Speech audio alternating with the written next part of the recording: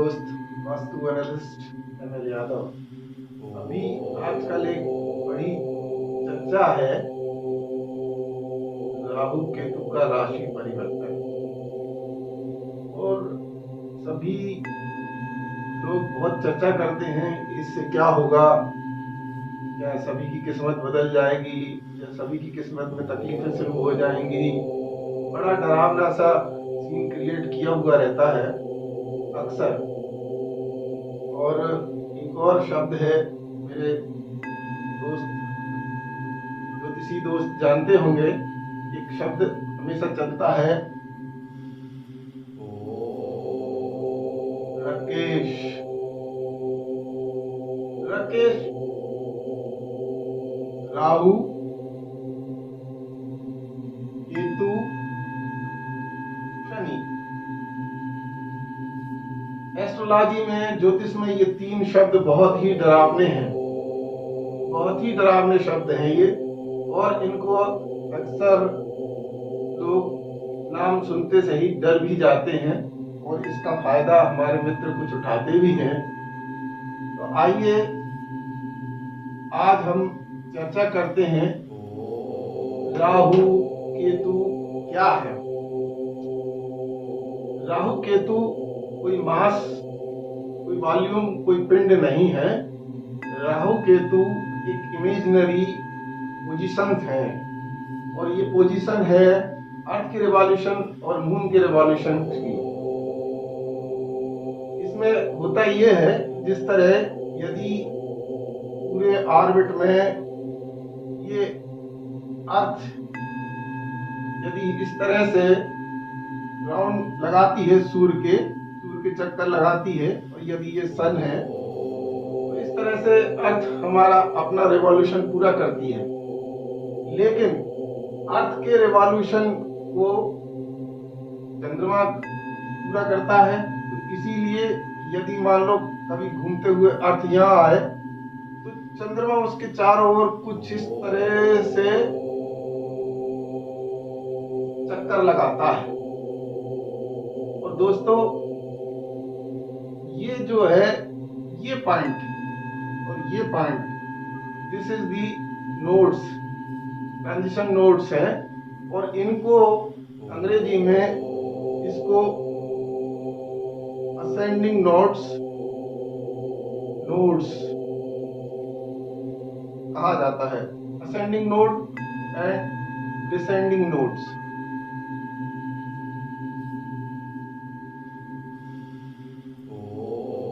Nodes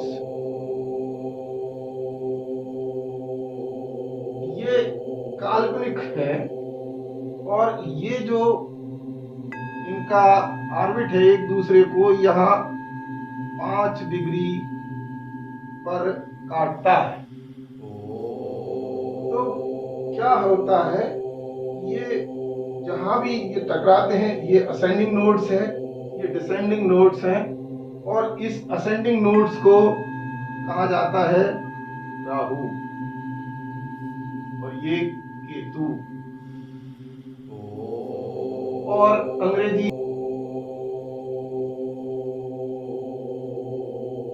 दोस्तों, अंग्रेजी में राहु को ड्रैगन हेड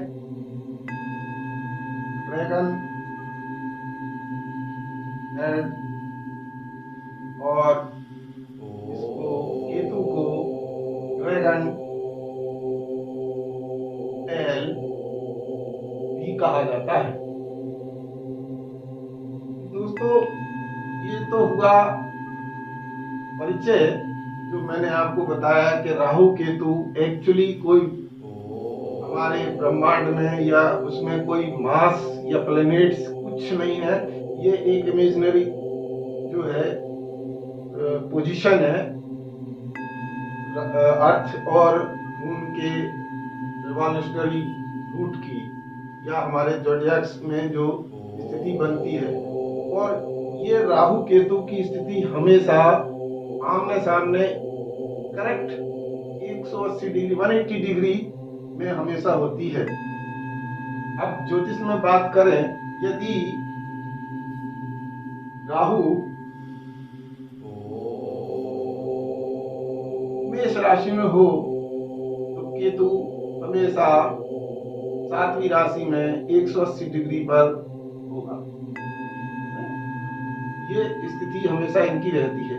तो अभी वर्तमान में ये चर्चा चल रही है कि राहु ने अपनी पोजीशन बदलते हुए मेष से वृष राशि में परिवर्तन किया है और केतु ने इसी तरह से अपना 180 डिग्री पर कन्या राशि में परिवर्तन किया है। तो आइए देखते हैं क्या होने वाला है।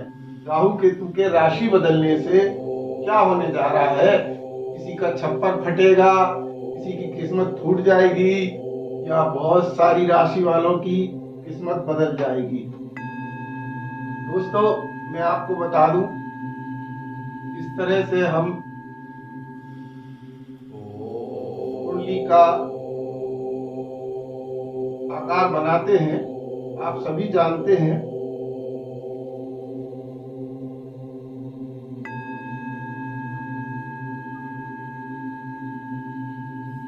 यदि ये 12 हो तो ये 1 होगा, ये 2 होगा, ये 3 होगा, ये 4, ये 5, ये 6 और ये 7, 8, 9, 10 और 11। अभी जो राहु वर्तमान में थे, जो कि कल ही उन्होंने अपनी पोजीशन बदली है, तो राहु आर और केतु पहले इस पोजीशन में थे। एक चीज और बताना चाहूंगा दोस्तों, राहु और केतु हमेशा अन्य ग्रहों के विपरीत दिशा में ही चलते हैं। अन्य ग्रहों के मतलब सन, मून, वीनस, मरकरी, ये हमेशा कुंडली में हमको एंटी क्लॉकवाइज चलते हुए ही दिखाई देते हैं। यहाँ से यहाँ, यहाँ से यहाँ, यहाँ से यहाँ, यहाँ, इस तरह से सारे ग्रह जो चलते हैं, इनकी दिशा हमेशा रेट्रोग्रेड मानी जाती है और ये हमेशा क्लॉकवाइज डायरेक्शन में ही मूव करते हैं। तो आइए अभी यदि इसको मान लें हम, तो ये अब इनकी पोजीशन कुछ यहाँ होगी। तो दोस्तों राहु केतु दोनों ही जो है किसी भी राशि में, राशि शब्द जो है भारतीय ज्योतिष में नहीं है। भारतीय ज्योतिष में सिर्फ नक्षत्रों की बात की जाती है। ये तो कुछ विदेशी या पाश्चात्य ज्योतिष से आया हुआ शब्द है, जिसको हमने भी मान्यता दी है। भारत में भी इसकी मान्यता है। ज़ोडिएक के पाथ में पूरे सर्कल को हम 360 डिग्री मानते हैं और इन्हीं 360 के अगर 12 पार्ट किए जाते हैं तो एक राशि बनती है, जिसको हम 30 डिग्री के बराबर आती है। जो अब देखते हैं हम कि ये राहु केतु किस तरह से मूव करते हैं। तो अभी मैंने आपको बताया था कि राहु केतु हमेशा क्लॉकवाइज डायरेक्शन में चलते हैं, जबकि दूसरे ग्रह एंटी क्लॉकवाइज चलते हैं। तो अभी जो परिवर्तन हुआ है वो मेष राशि से मीन राशि की ओर राहु और तुला राशि से कन्या राशि की ओर केतु आए हैं। अब हम देखते हैं, ये मास तो नहीं है, कोई पिंड भी नहीं है, लेकिन फिर भी इन दोनों ग्रहों को 3-3 नक्षत्रों का स्वामी बनाया गया है और माना जाता है। राहु के भी 3 नक्षत्र होते हैं और केतु के भी 3 नक्षत्र होते हैं। और राहु के नक्षत्र हमेशा जो है आद्रा, स्वाति और शतभिता नक्षत्र माने जाते हैं। इसी तरह से केतु के नक्षत्रों की बात करें तो इनके नक्षत्र होते हैं अश्विनी, मघा, मूल। ये 3 नक्षत्र होते हैं और इनके नाम से ही अक्सर लोग डर जाते हैं। मघा के मूल लगे हुए हैं, अश्विनी के, ये इस तरह से चर्चा होती है। तो अभी एक चीज और मैं बताना चाहूंगा दोस्तों, चूंकि राहु को अगर किसी की महादशा होती है तो लगभग 18 साल चलती है। और राहु और केतु जो 30 डिग्री है, उसका पाथ जो भी है, उस 30 डिग्री की डिस्टेंस को पार करने में उसको 547 दिन लगते हैं। अर्थात 1 डिग्री पार करने में उसको 18.25 दिन लगते हैं। तो दोस्तों, अब आप देखिए खेल क्या है। जैसे अगर हम मीन राशि की बात करें तो मीन राशि में जो है उसके जो भी नक्षत्र हैं, पहला नक्षत्र आएगा गुरु का, दूसरा नक्षत्र आएगा शनि का और तीसरा नक्षत्र आएगा बुध का। ये जो मैंने सीरियल बताया, अगर इसको हम कुछ इस तरह से बना लें तो यूं स्थिति बनती है 1 2। तो ये पहला नक्षत्र होता है गुरु का, फिर शनि का और फिर बुध का। ये इस तरह की स्थिति होगी। दोस्तों, हम अगर इसको स्पष्ट करने के लिए उस पाथ को इलेप्टिकल ही बना दें तो, और इसको, इस क्षेत्र को यदि हम मीन राशि मान लें, ये पूरा क्षेत्र, तो हम देखते हैं ये बुध का नक्षत्र क्षेत्र है, ये फिर शनि का नक्षत्र क्षेत्र है और उसके बाद ये गुरु का नक्षत्र क्षेत्र है। क्योंकि हम क्लॉकवाइज ही डायरेक्शन में हमारे राहु मूव करता है और एंटी क्लॉकवाइज में अन्य मूव करते हैं। तो अब जब राहु ने राशि परिवर्तन किया है तो पहले 13 डिग्री 20 मिनट राहु बुध के नक्षत्र में रहेगा। और दोस्तों, आप सभी को ज्ञात होगा, या मेरे जो भी नए दोस्त हैं जिनको ज्योतिष नहीं जानकारी में है, तो मैं आपको बताना चाहूंगा कि कोई भी ग्रह, कोई प्लैनेट्स जो भी किसी की राशि में, किसी की कुंडली में फलदाता होते हैं, वो सिर्फ वही एक्टिव होता है जिसकी महादशा, अंतरदशा, प्रत्यंतरदशा चल रही होती है। अब यदि हम ये मान भी लें कि किसी की कुंडली में राहु